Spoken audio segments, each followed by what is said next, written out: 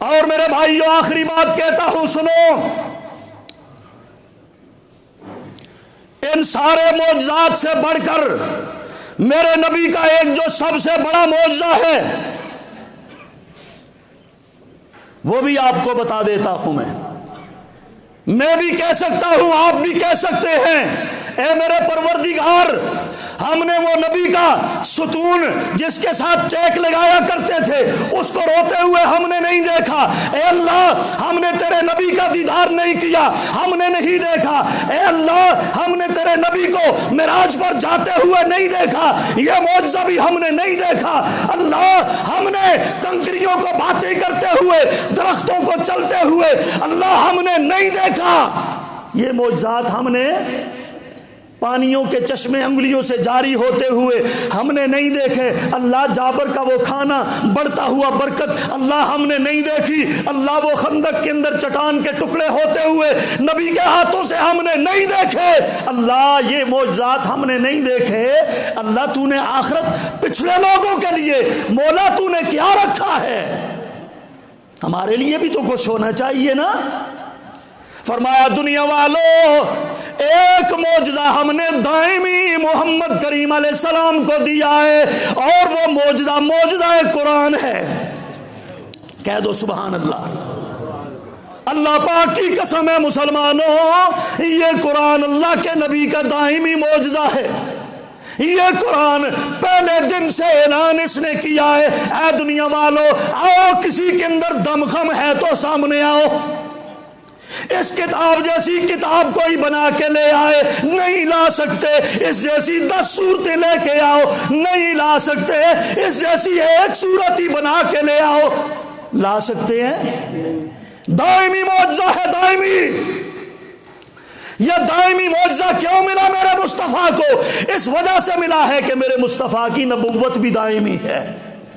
میرے نبی کی نبوت بھی پہلے دن سے لے کر قیامت تک آنے والے لوگوں کے لیے میرے مصطفیٰ کی نبوت باقی ہے، جاری اور ساری ہے۔ اس لیے معجزہ بھی ایسا دیا جو قیامت تک باقی رہے گا۔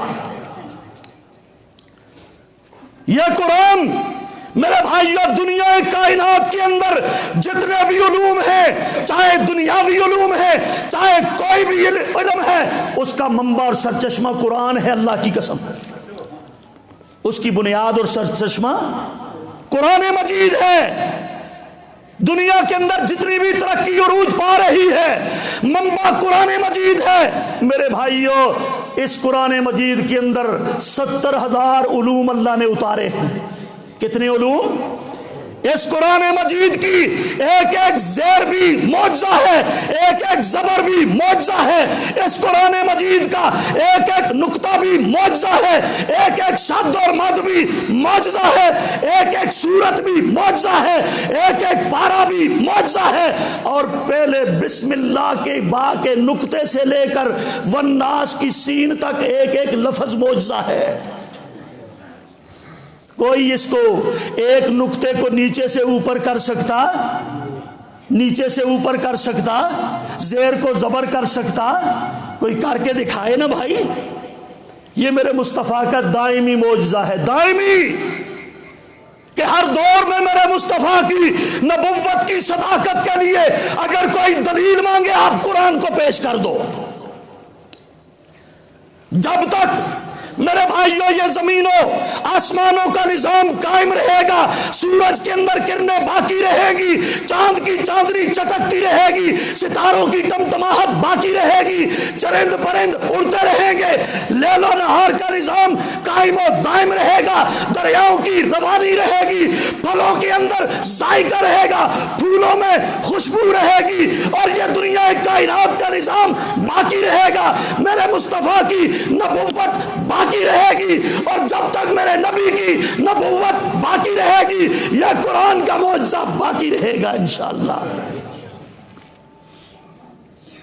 تو اس قرآن کے معجزے کو آپ پڑھ سکتے ہو، یہ سب سے بڑا معجزہ ہے۔ جتنے معجزات ملے نبی کو، یہ سب سے بڑا معجزہ ہے۔ اس قرآن کا کوئی مقابلہ کر سکتا؟ کوئی دنیا کی تحریر تقریر اس کا مقابلہ کر سکتی؟ اللہ اکبر۔